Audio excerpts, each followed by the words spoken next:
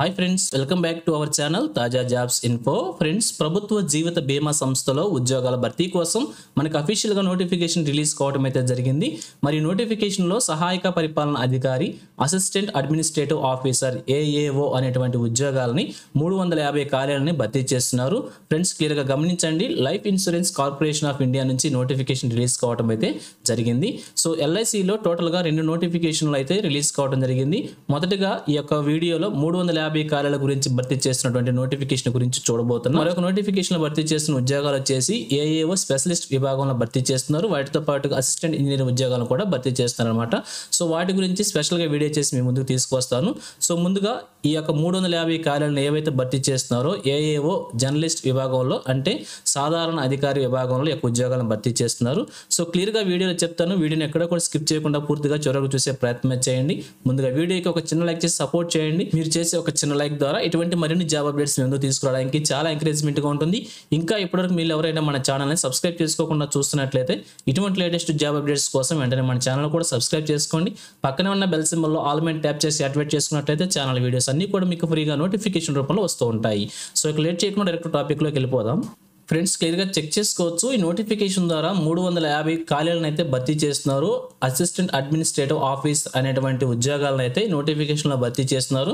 So మనం already మాట్లాడుకున్నాం కదా, ఎల్ఐసి నుంచి 2 నోటిఫికేషన్ రిలీజ్ కావడం అయితే జరిగింది. ఎల్ఐసి ద్వారా భర్తీ చేస్తున్నటువంటి ఉద్యోగాలు అన్నమాట. ఇవన్నీ కూడా 2 నోటిఫికేషన్లు అయితే రిలీజ్ అయినవి. సో మొదటి నోటిఫికేషన్ వచ్చేసి assistant administrative officer AAO journalist విభాగంలో ఈ యొక్క ఉద్యోగాలను భర్తీ చేస్తున్నారు. 350 ఖాళీలకు గానీ ఈ నోటిఫికేషన్ రిలీజ్ అయిందనమాట. మరొక నోటిఫికేషన్ వచ్చేసి స్పెషలిస్ట్, ఇక్కడ జర్నలిస్ట్ ఉంది కదా, స్పెషలిస్ట్ విభాగంలో భర్తీ చేస్తారు కొన్ని ఉద్యోగాలని. సెపరేట్ నోటిఫికేషన్ అనమాట. ఆ నోటిఫికేషన్ గురించి మరొక వీడియో కూడా చేసి మీ ముందుకు తీసుకొస్తాను. సో ముందుగా ఈ వీడియోలో భర్తీ చేస్తున్నటువంటి assistant administrative officer AAO journalist కి సంబంధించినటువంటి కంప్లీట్ ఇన్ఫర్మేషన్ చూద్దాం.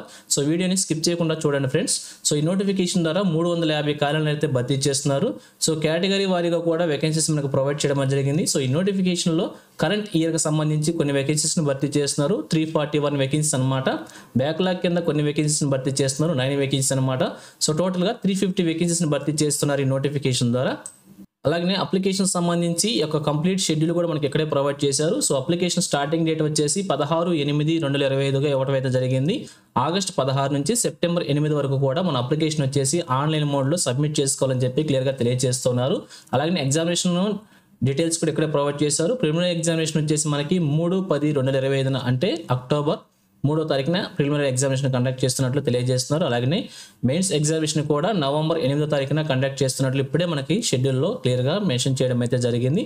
అలాగే ఏజ్ లిమిట్ కనుక మనం చూసినట్లయితే 1/8/2025 నాటికి యొక్క ఏజ్ని మనం క్యాలిక్యులేట్ చేసుకోవాల్సి ఉంటుంది. మినిమంగా 21 ఇయర్స్ ఉండాల్సి ఉంటుంది. అలాగే మ్యాక్సిమంగా 30 ఇయర్స్ వరకు ఉండాల్సి ఉంటుందని చెప్పి క్లియర్గా మెన్షన్ చేశారు.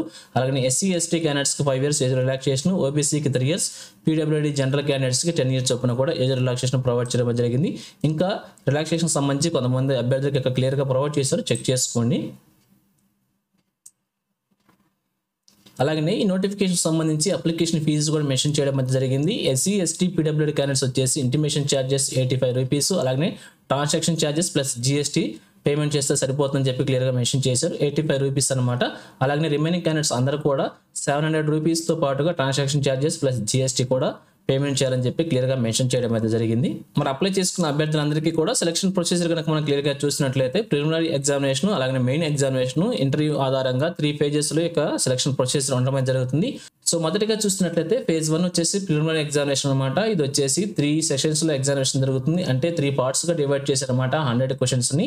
సో పార్ట్ 1 వచ్చేసి reasoning ability, part 2 quantitative aptitude, part 3 English language సంబంధించి గ్రామర్, వెకాబులరీ అండ్ కాంప్రహెన్షన్ సంబంధించినటువంటి క్వశ్చన్స్ ఇవ్వడం అయితే జరుగుతుంది. సో టోటల్గా 100 క్వశ్చన్స్ ఉంటాయి. 70 మార్క్స్కి 1 అవర్లో ఎగ్జామినేషన్ రాయాల్సి ఉంటుంది. ఎటువంటి నెగిటివ్ మార్కింగ్ విధానం అయితే లేదనమాట. సో అభ్యర్థులు ఎన్ని క్వశ్చన్స్కైనా ఆన్సర్ పెట్టవచ్చు. అలాగే phase 2 సంబంధించి మెయిన్ ఎగ్జామినేషన్ అనమాట. దీనికి కూడా ఎటువంటి నెగిటివ్ మార్క్స్ అయితే లేవు అనమాట.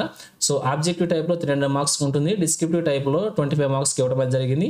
సో ఇక్కడ అంతా కూడా సిలబస్ ఇక్కడ మనకి ప్రొవైడ్ చేశారు. సో క్లియర్గా చెక్ చేసుకుని ప్యాటర్న్ అంతా కూడా ఇక్కడ ప్రొవైడ్ చేశారు. మెయిన్ ఎగ్జామినేషన్ సంబంధించి క్లియర్గా చెక్ చేసుకోవచ్చు అనమాట. అలాగే phase 3 వచ్చేసి మనకి ఇంటర్వ్యూ అనమాట. ఇంటర్వ్యూ కూడా 60 మార్క్స్కి మనకి ఇక్కడ కండక్ట్ చేస్తున్నారు. ఈడబ్ల్యూఎస్ అండ్ రిజర్వ్డ్ ఓబీసీ క్యాండిడేట్స్కి వచ్చేసి మినిమంగా 30 మార్క్స్ రావాల్సి ఉంటుంది క్వాలిఫైయింగ్ మార్క్స్. అలానే ఎస్సీ ఎస్టీ పీడబ్ల్యూడీ క్యాండిడేట్స్కి 27 మార్క్స్కి మినిమం క్వాలిఫైయింగ్గా మెన్షన్ చేయడం అయితే జరిగింది.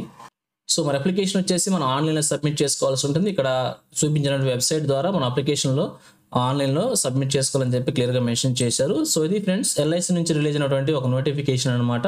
ఈ నోటిఫికేషన్ ద్వారా అసిస్టెంట్ అడ్మినిస్ట్రేటివ్ ఆఫీసర్ ఏఏఓ అనేటువంటి ఉద్యోగాన్ని జర్నలిస్ట్ డిపార్ట్మెంట్ అంటే సాధారణ అధికారి విధానం కింద భర్తీ చేస్తున్నారు. సో ఇంట్రెస్ట్ ఉండి అభ్యర్థులు అప్లై చేసుకోవాలనుకుంటే వెంటనే అప్లై చేసేయండి. సో ఇది ఫ్రెండ్స్ ఈ నోటిఫికేషన్ గురించి. ఇదే విధంగా స్టేట్ కావచ్చు, సెంట్రల్ కావచ్చు, ఎటువంటి జాబ్ నోటిఫికేషన్ డిజైన్ కానీ వెంటనే మీ ముందుకు తీసుకొస్తుంటాను. సో మన ఛానల్ సబ్స్క్రైబ్ చేసుకుని డైలీ ఫాలో అవుతానండి. ఎటువంటి అప్డేట్స్ మిస్ అవ్వకుండా అవ్వచ్చు.